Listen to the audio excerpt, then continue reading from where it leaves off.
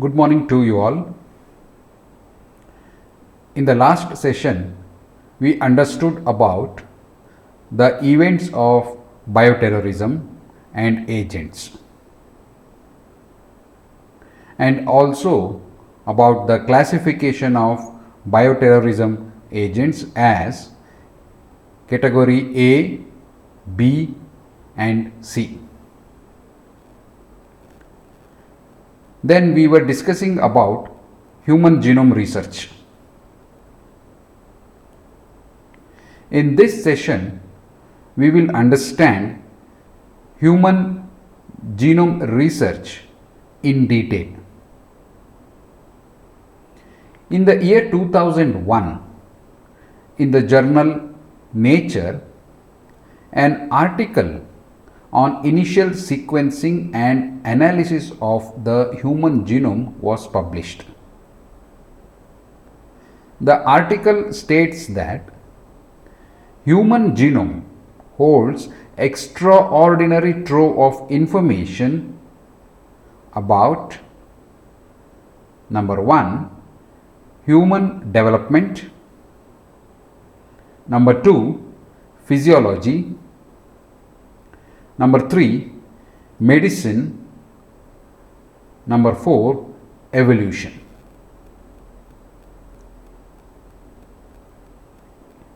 It means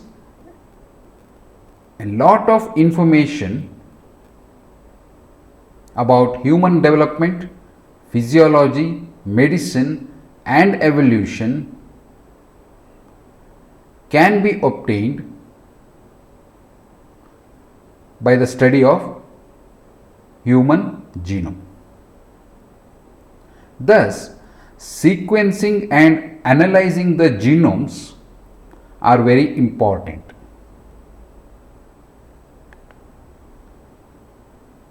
Just to quote one example,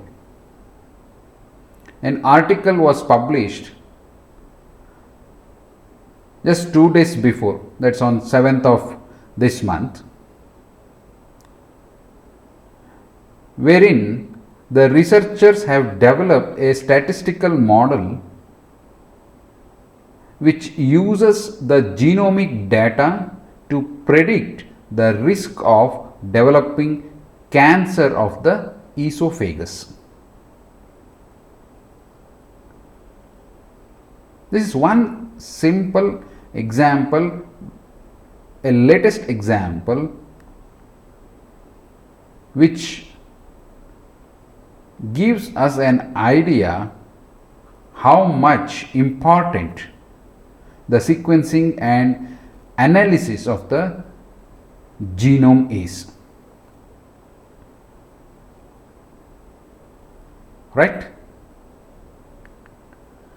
Now, what were the goals laid out by the National Academy of Sciences with regards to human genome research?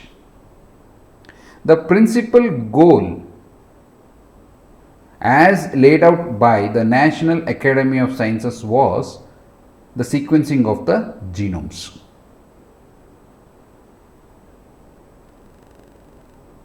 There were other goals which included number 1, creation of physical and genetic maps of the human genome, and this was accomplished in the mid of 1990s itself. And the second one was mapping and sequencing of a set of 5 model organisms. I did mention about 5 model organisms in my last session. They are the E. coli, C. elegans, Saccharomyces cerevisiae, Drosophila melanogaster, and Mus musculus. The principal goal was to sequence the genome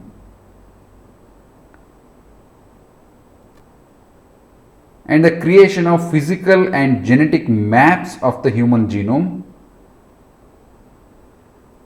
as well as mapping and sequencing of a set of 5 model organisms. Right? So when we try to understand the data of the human genome sequence or genome sequence of model organisms, we find two terminologies. Number one, draft genome sequence, and number two, finished genome sequence. Now, what is draft genome sequence and what is finished genome sequence? What is draft versus finished genome sequence? On June 26th in the year 2000, the International Human Genome Sequencing Consortium announced the production of rough draft of the human genome sequence.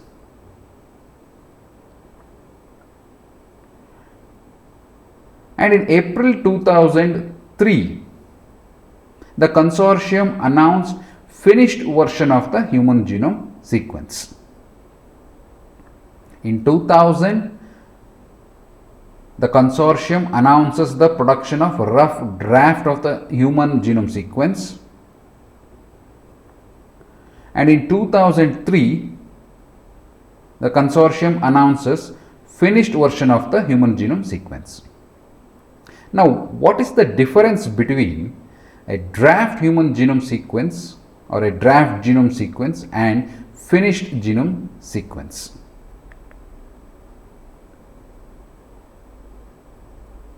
The difference between the draft and the finished versions of the genome sequence is defined by, number one, coverage,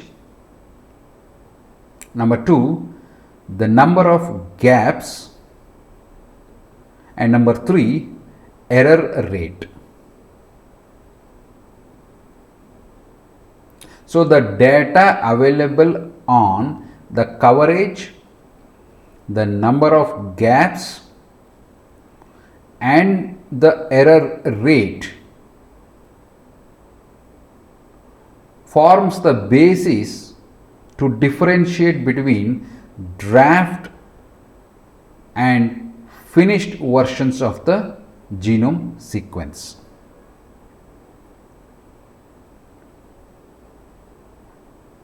To understand in a better way,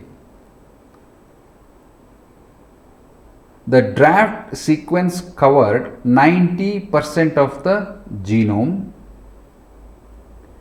at an error rate of 1 in 1000 base pairs. The coverage is 90%. The error rate is 1 in 1000 base pairs. But there were more than 1,50,000 gaps.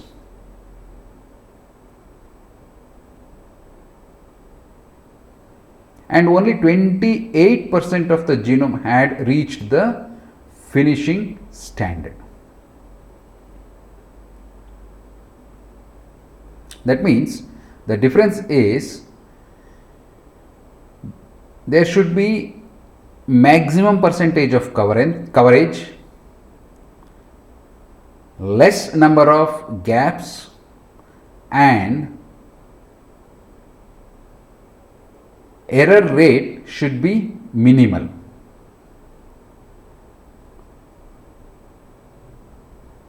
Theoretically, there should not be any gaps, there should not be any error rate, coverage should be 100%. The draft sequence had covered 90% of the genome and the error rate was 1 in 1000 base pairs, but it had 1,50,000 gaps and only 28% of the genome could reach the finishing standard. Right? So now I believe you all have understood what is the difference between a draft and finished genome sequence is. Now the question is, who owns the human genome? That is, who owns the human genome sequence, the data. Every part of the genome sequenced by the Human Genome Project, it was made available to the public immediately. As soon as the sequence data was obtained, the data was made public immediately. And any new information about the genome is posted. You see the postings almost every day in various databases which are freely accessible by the public. And some of them are published in scientific journals. Sometimes it is accessible to the public and sometimes may not be accessible for free. You need to pay to the journal and get the access to the genome sequence data.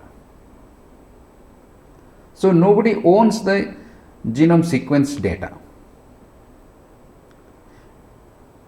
Every part of the genome sequence by the Human Genome Project, as soon as the sequencing is done, the data was made public immediately and it is accessible freely in various databases. And you see the new information being posted every day. And some of the sequence data, they are taken for publication. You can also access the data from the publications free of cost if the journal permits. If not, we have to pay to the journal to get access to the data. Right?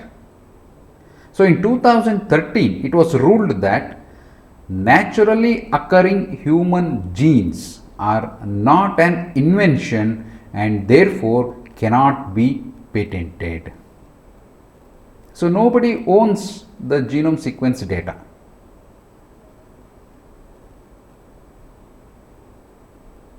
Naturally occurring human genes, they are not an invention and therefore cannot be patented. Bold and underline is naturally occurring human genes. Contrary to this,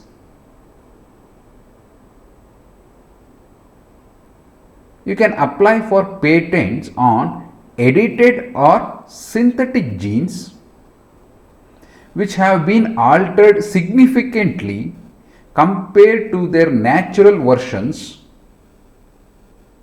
thus counting them as a new patentable product. Now you are clear about the concept that who owns the genome sequence data. The naturally occurring genes are not an invention and therefore cannot be patented. Contrary to this, companies can apply for patents on edited or synthetic genes which have been altered significantly from their natural versions, which can be counted as new patentable product. Is that clear? You can go for patenting only when it is edited gene or synthetic gene. which have been altered significantly, not minor alteration or something like that, a very significant alteration from their natural versions. Only then it is counted as a new patentable product. Right? Now, what does the Human Genome Project involve or entail?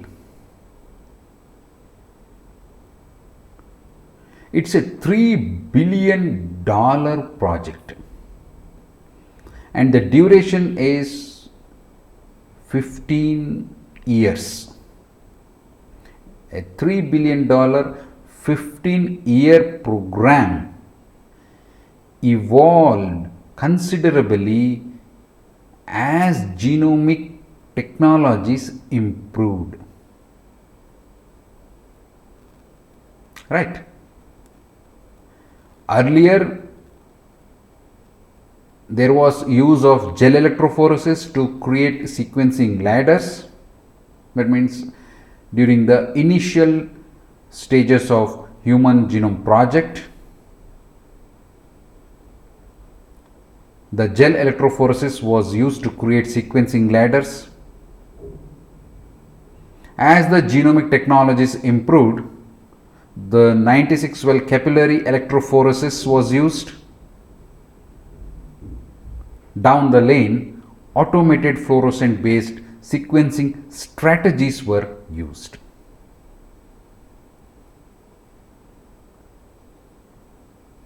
The initially Human Genome Project set out to determine human genetic map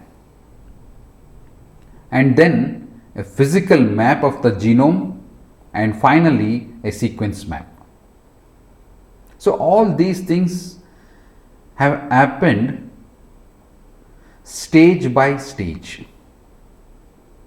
As the genomic technologies improved, led to the accumulation of large amount of data on the genomes. Right? A $3 billion 15-year program evolved along with the improvement in the genomic technologies. Started from gel electrophoresis to capillary electrophoresis and automated fluorescent based sequencing strategies.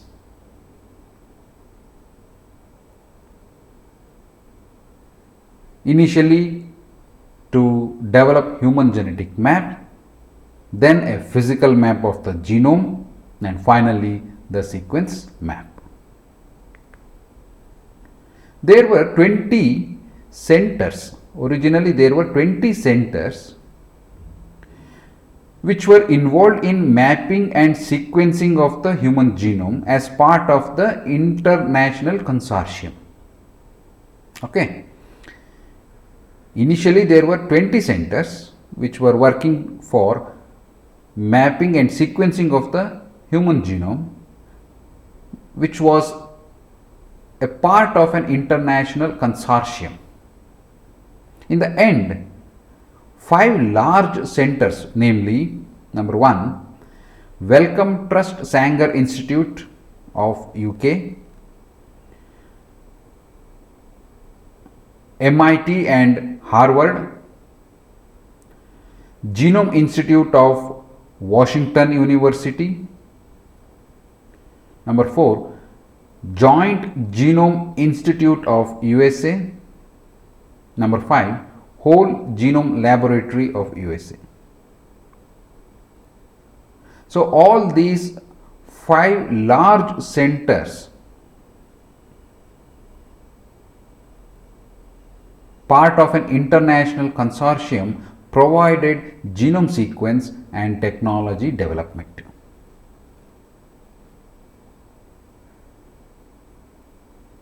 From 20 centers,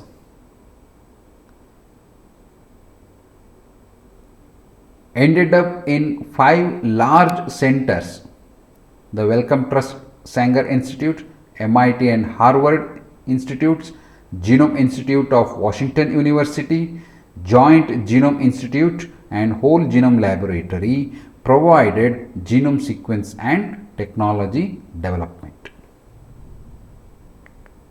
Right?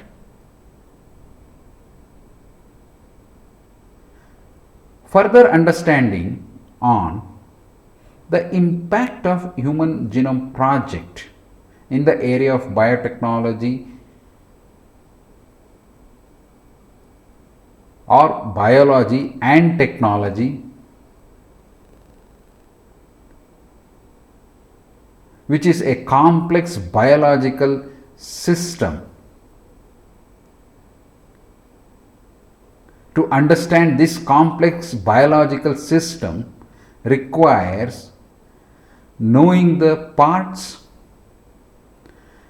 and how they are connected with each other, knowing their dynamics, and to understand how all of these are related to the function.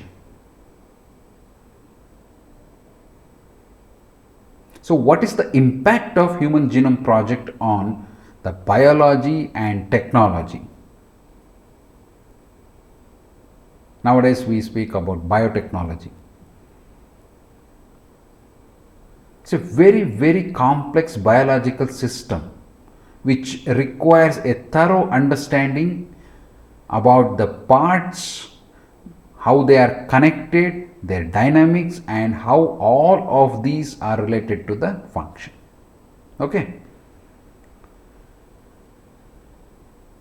The parts list has been essential for the emergence of a new field called systems biology. Now, this systems biology has transformed our approaches to biology and medicine. Now, we cannot just see that biology, the technology, the medicine as a separate entity. We call it as systems biology. It is an approach in biomedical research. The systems biology is an approach in biomedical research to understand in a very big way,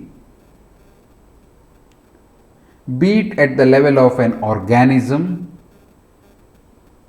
or a tissue or a cell. That is, you have a new biological question, then to answer the new biological question, a new technology should be driven. So, utilizing the new technology, you get the data, then computation comes into picture, and based on the computation data, you end up with a new hypothesis.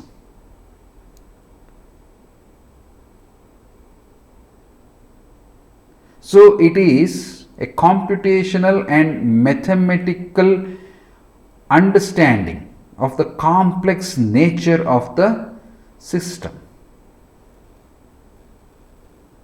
That is systems biology. So, what Human Genome Project has impacted on our understanding of the biology and technology or the biotechnology?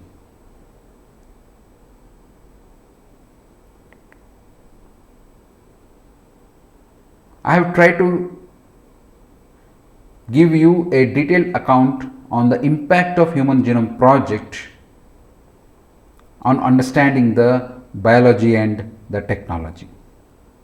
To begin with, as an example of the impact of Human Genome Project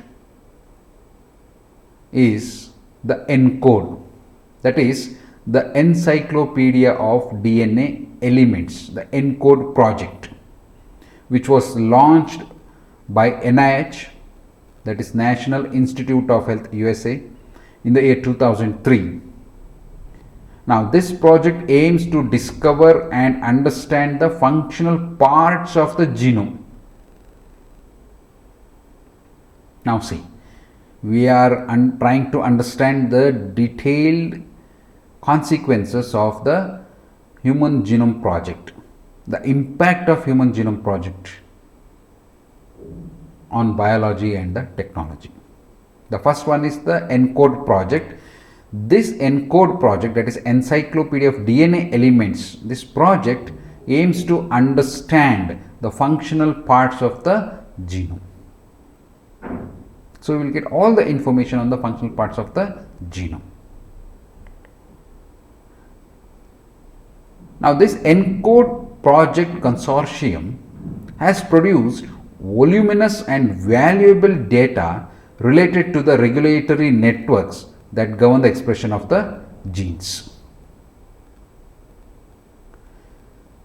There is voluminous and valuable data which is a reflection of regulatory networks that govern the expression of the genes. Now, these large valuable data produced by the ENCODE, they raise challenging questions. There are few challenging questions regarding genome functionality.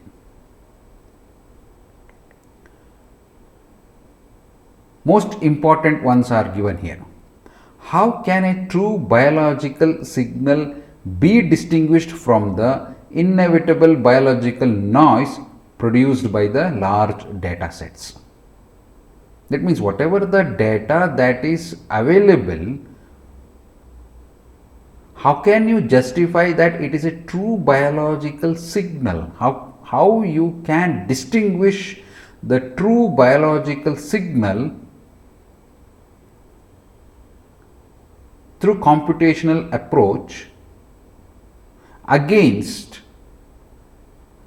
a biological signal which is not true or not required to assess the functionality of the genome? And to what extent the functionality of individual genomic elements are available? These are the very two important fundamental questions, and it tells us that it is clear from the above questions that much work remains to be done before the functions of poorly annotated protein coding genes are deciphered. Right? So, these are the important questions which tells us that a lot of work remains to be done. Okay? Second thing, the Human Genome Project has led to the emergence of proteomics. See, we are trying to understand the impact of Human Genome Project on biology and technology. The first thing was the ENCODE project. Now, the second thing is the emergence of proteomics. It has led to the emergence of proteomics. Proteomics is a discipline focused on identifying and quantifying the proteins present in discrete biological compartments such as a cellular organelle, an organ, or the blood. Right? See how beautiful it is. Human Genome Project has led to the emergence of proteomics, which involves identifying and quantifying the proteins, be it in cellular organelle, an organ, or the blood. The third one, our understanding of evolution has been transformed drastically.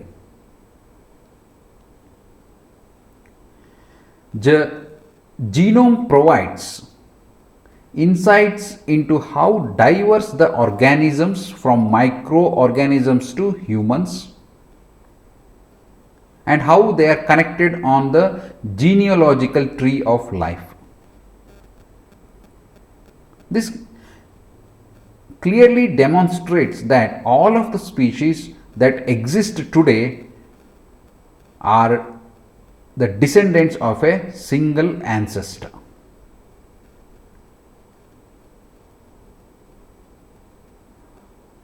Human Genome Project has drastically changed or transformed our understanding about evolution, and we have come to the conclusion that all the species that exist today are the descendants from a single ancestor.